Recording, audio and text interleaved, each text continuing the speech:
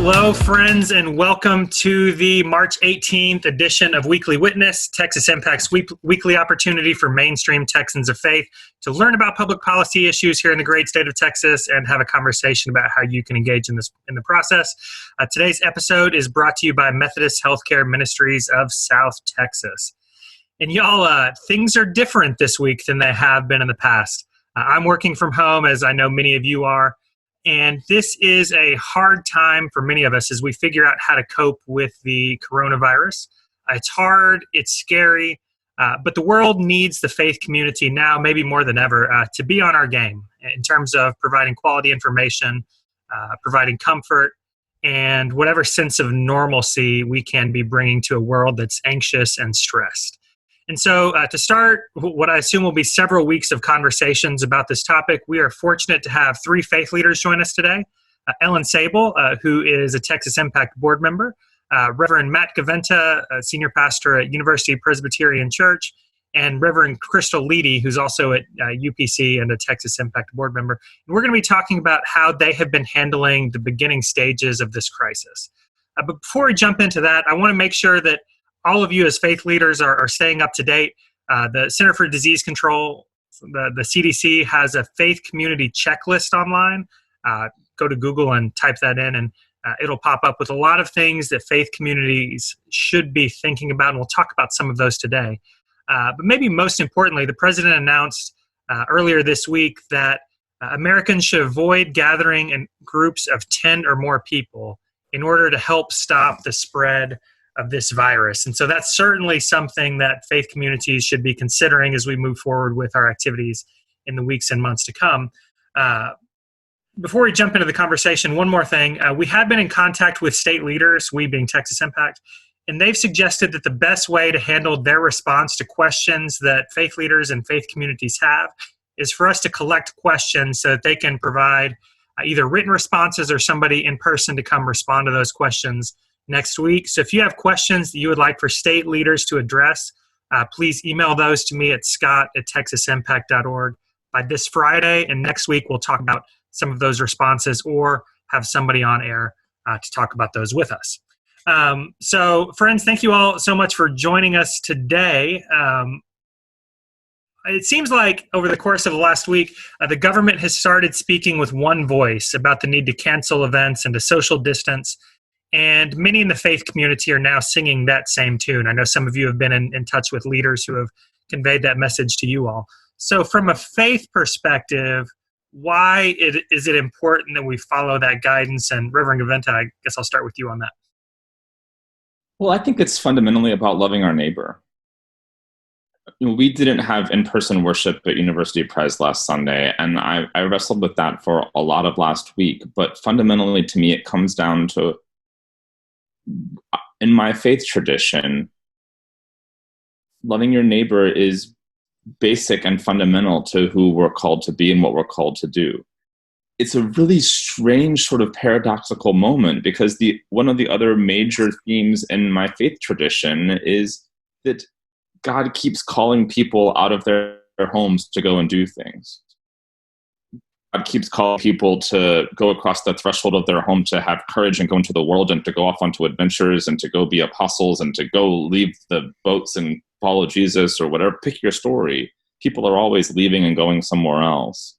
And so I think it feels strange and cowardly of us to stay in our homes now. It's like something about the fearfulness of the day is winning out. But I think we've got to fight that instinct, because it's the paradox of the moment that the most faithful and courageous thing that we can do is to follow those guidelines and to practice as much social distancing as we can, to model that for our communities, for our congregations, and for the cities and towns that we're in, to set that kind of witness so that the faith communities can say, this is something really important. This is something valuable to us. And this is something consistent with our theological tradition and our understanding of our social imperative. So I'm very glad that we did not worship in person last Sunday. And I'm very glad that we're, as a church, continuing to try to model that for our congregation and our community. Ellen, Krystal, anything y'all would add to that? I would just say my faith leader, Rabbi Fulberg, because I'm a lay leader and a Jewish educator, but he basically said the same thing, send out word to the congregation, the same thing that Matt just said, that this is about loving your neighbor and the stranger, doing what we can, and especially to protect them from harm. And so it's a religious imperative to save a life. And so, the idea is basically just mirrored what Matt said as well.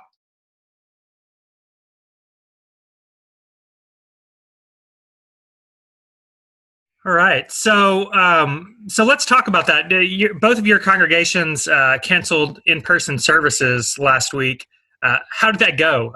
Was it perfect, or any best practices you can share with other faith leaders in Texas, or anything that you tried and didn't work very well? It was perfect. No, perfect. Yeah, you're the one congregation where that works perfectly, right? Absolutely. No, I'll let my colleague talk about our online worship experience.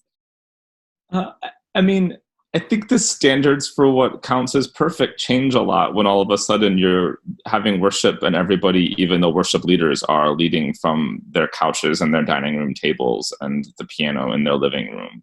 I know there are churches who have done broadcasts and streams from the sanctuary with, just a small core staff there broadcasting. For us, we chose an alternative path, which was just to not go to the sanctuary at all, but to use Zoom and to have our worship leaders connect from their home spaces and just kind of pivot around as the liturgy went through the service. I thought it went fairly well, all things being equal. It took a little bit of last minute adjustment and a little bit of rehearsal. It took a very good tech person just running point in the background without being on screen, so that we could be reasonably seamless.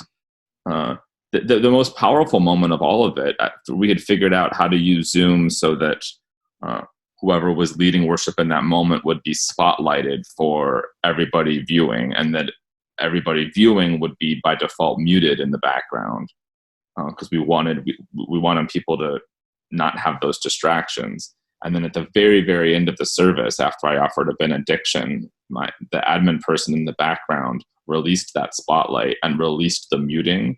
And so all of a sudden, the congregation saw 130 other video portals into all of their friends and family from the church worshiping, with like kids bouncing over the couches and cups of coffee in hand and newspapers open on the table. And they all got to basically have what we would call coffee hour, except in this cacophony of Zoom portaling. And that felt totally holy and sacred.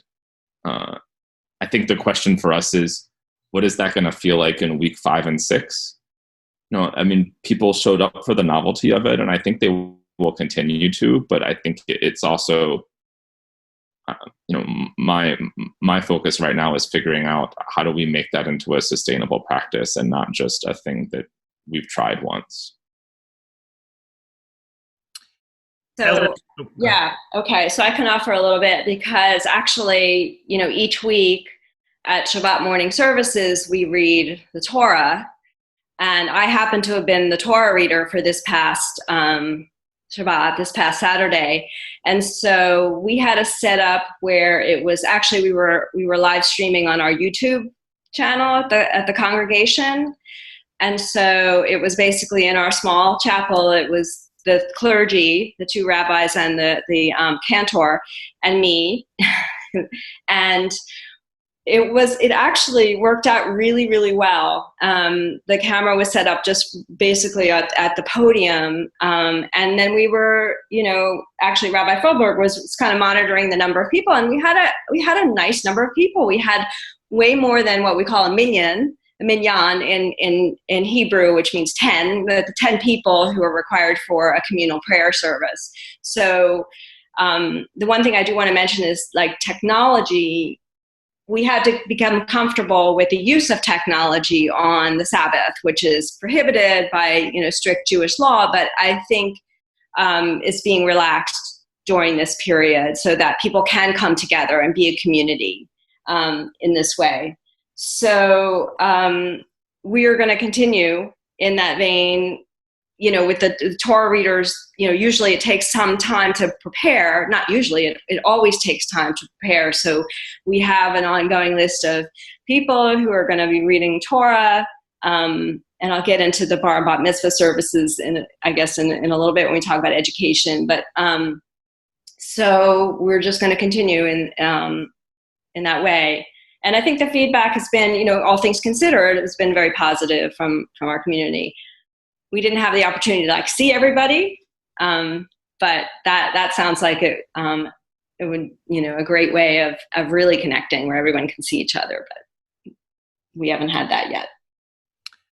I have been on literally hundreds of Zoom calls, and some of those are not the holiest of meetings, I guess. So I'm looking forward to maybe having one of those holy experiences through Zoom. We'll see how that goes for us this weekend.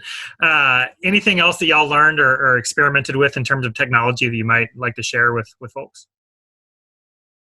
I think one of the things that is really beautiful about the things that we do in worship together is that worship is so embodied, and that's something that I'm really grateful for in our churches, and something that I'm missing during this time.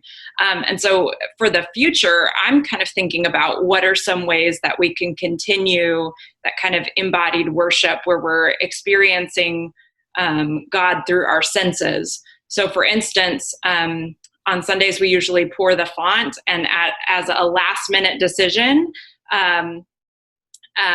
during our assurance of pardon, we had a font pouring, which was a measuring cup and a mixing bowl. And my husband, who is also an associate at UPC, poured that font on camera. And that kind of started me thinking about how can we invite people who are in their homes to also touch water during this time, or light a candle in your house like we would normally do maybe at the beginning of service or during the prayer for illumination. How can you also be still embodied in your own space during this time apart? So some things to think about as people are worshiping in their own individual kind of spaces during this time. Nice. Now, Ellen, you mentioned that you are a religious educator, and I wonder if you can share some thoughts on what's happening in terms of religious education without being able to meet in person.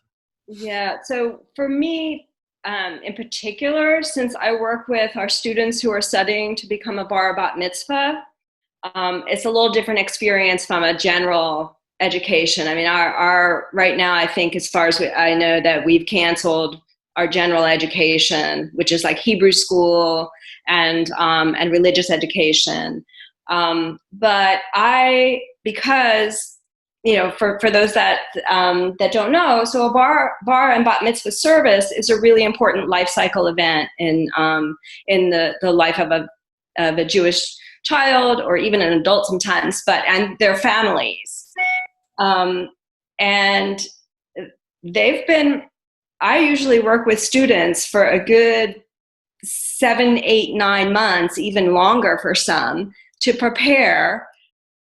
And what they do is they read the section of the Torah that's specific for a certain day. So the students get their dates like up to 2 years in advance.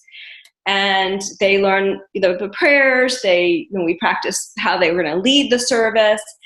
And so it's not something that can be easily canceled or postponed, because they've been working for months on a specific reading that's only comes around one time a year. So we are struggling because there are some students coming up, and I've been working mostly, video. I have seen some students occasionally that are coming up really soon in my workspace, but we take the proper precautions. So we're not touching the same things, but those students that are coming up in the next month or so is really where that becomes more important. But so we are struggling a little bit in the congregation of the families that are coming up soon. It looks like they're going to be live streaming those services with only immediate family, and some may be opting to make other arrangements. And we're still working through that. But, understanding that these students have been working toward this for so long, and then to cancel, postpone is has its own ramifications for the student themselves when they're sort of gearing up for this big occasion. So it's been difficult. So we're doing the best we can on that front. Right. Any steps that UPC is taking in terms of religious education that y'all might be willing to share? Once again, my husband is the associate pastor that's in charge of Christian education in our community, and he has done a fantastic job of being able to put out resources for families. Especially the biggest thing right now is to try to avoid kind of a sense of boredom that will eventually set in for families that are kind of cooped up. And so being a source of resources has been really important. And we look at the church as this community center, especially during this time of crisis. And so what John has been able to do is put together some of these resources, and then inviting the community to also offer their own resources to one another, and just trying to stay connected as much as possible. Devotionals are going out, and thoughts about evening prayer have been bubbling up in and amongst our staff, and we're just trying to figure out how to do this technology the best way we can. All right, so moving from John's area of expertise maybe to yours. So certainly, Krystal, this is going to have an impact on outreach ministries. How are you working with other faith leaders in your community to assess the unmet needs, and what might that look like right now? Yeah, it's been a whirlwind. It just feels like every single hour something changes, and so we may have a plan in place, and then in the next couple of hours it's completely different. So what our presbytery has done, so this is our regional body, it serves as our judicatory for kind of South Texas area. We have gotten on a Zoom call together with all of the pastors just to check in and see how people are doing. What we noticed is that during that, it's helpful to talk in your regions. So it's helpful to talk, for us, it would be the city of Austin. So just finding other faith leaders that are in the city where you are, or the town where you are, and really trying to come together to figure out to meet these needs. We really shouldn't be meeting together, maybe to offer food pantry or assistance in some way. It's really a good idea to follow the CDC guidelines for those vulnerable populations. And so we're in the process of just trying to use technology in order to figure out what's next for us. So I'm in an email chain with a couple of churches in the area that are trying to figure that out.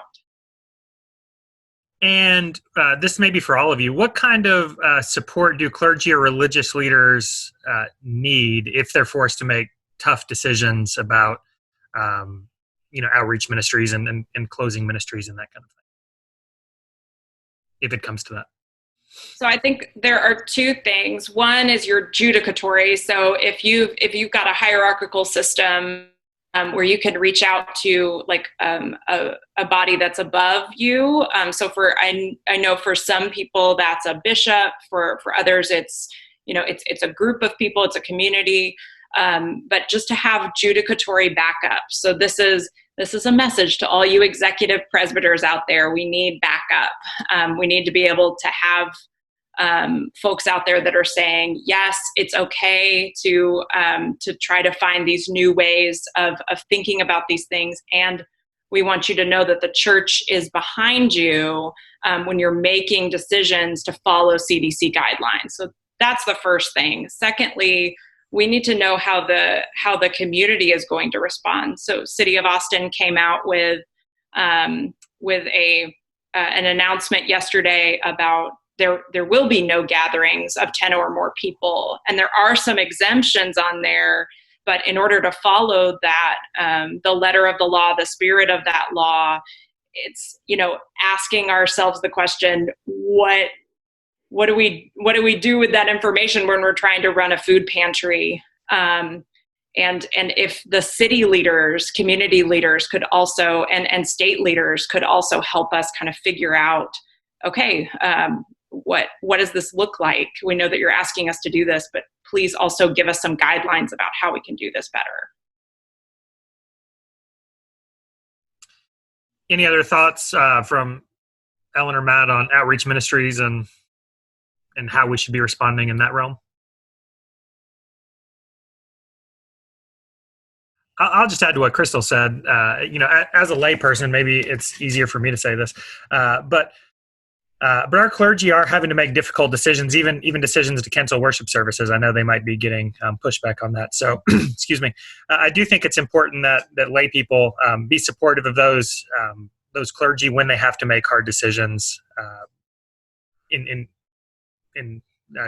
stay in line with CDC or local guidance, because I know they are struggling with that, and so that's something we lay folks can do. Are there any other particular volunteer opportunities that y'all can lift up today? Krystal, I'll start with you.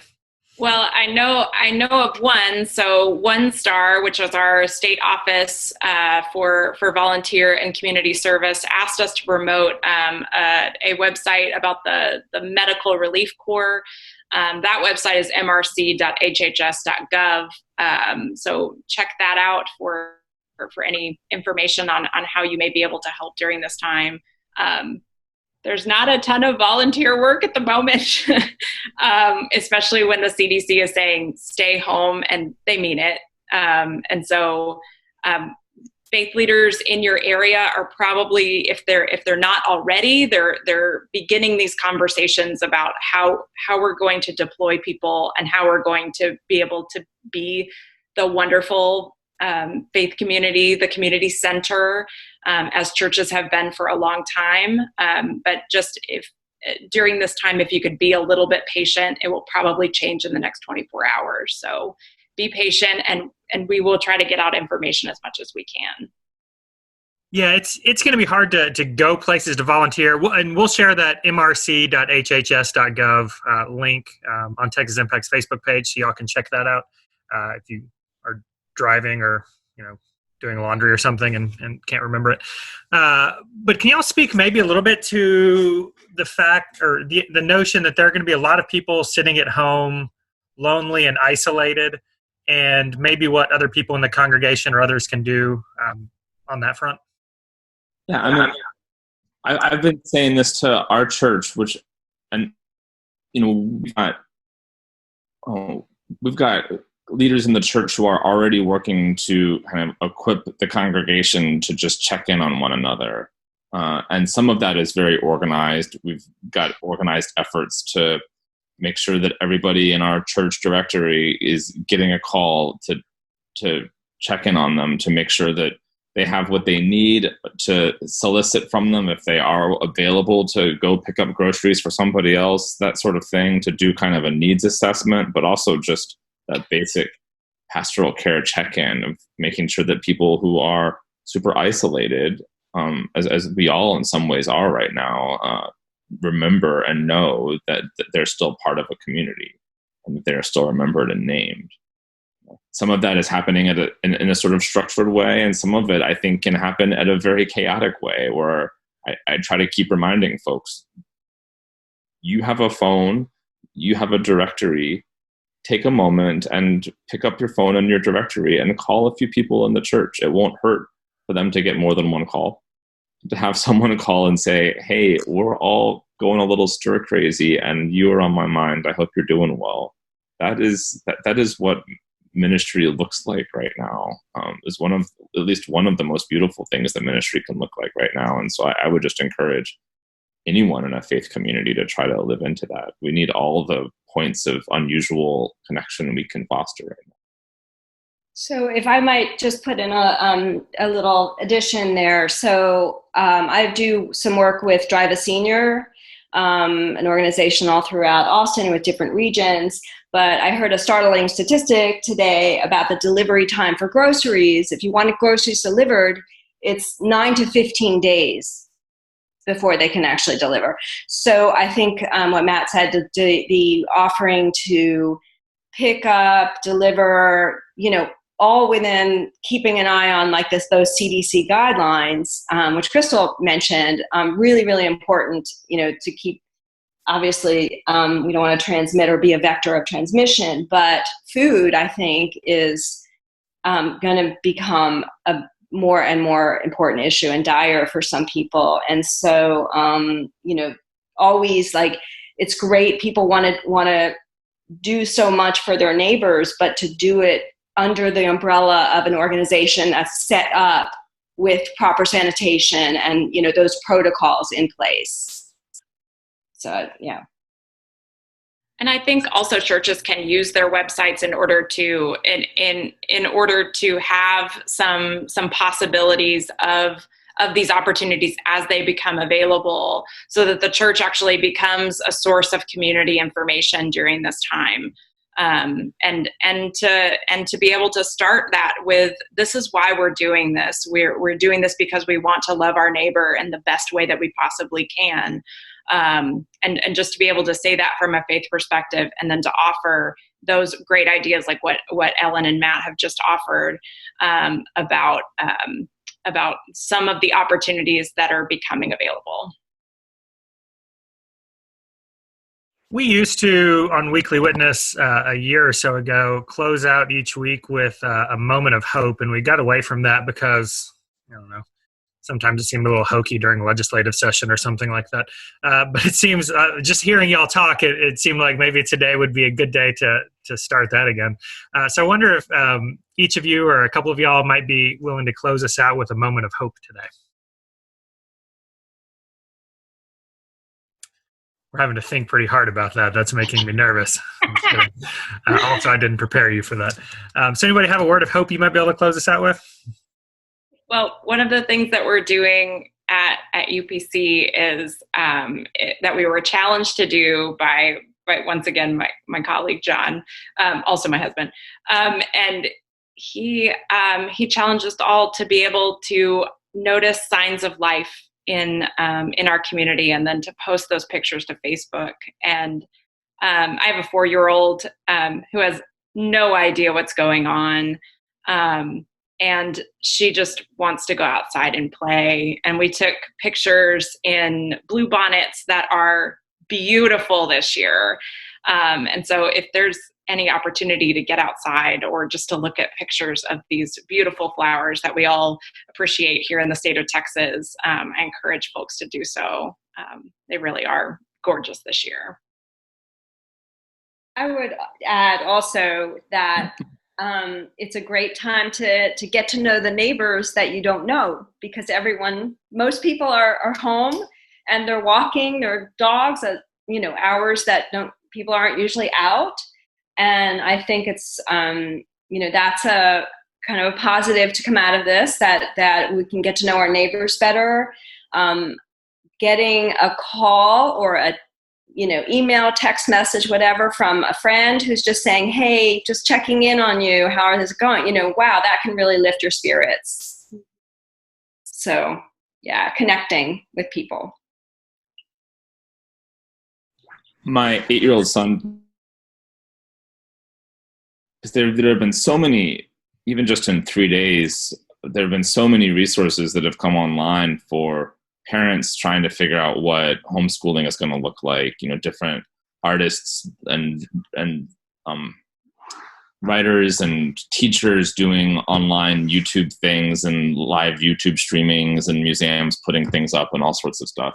And our son decided that he didn't want to be left out, so he decided that he wanted his mom to start a closed Facebook group in which he would read stories from his bookshelf to other kids who were around. And so they have now started to create like the Charlie and his friends read to each other Facebook group, which is just videos of like third and fourth graders reading picture books to one another over Facebook. And it's that's my moment of hope. It felt beautiful and inspiring in a day when I needed some beauty and some inspiration.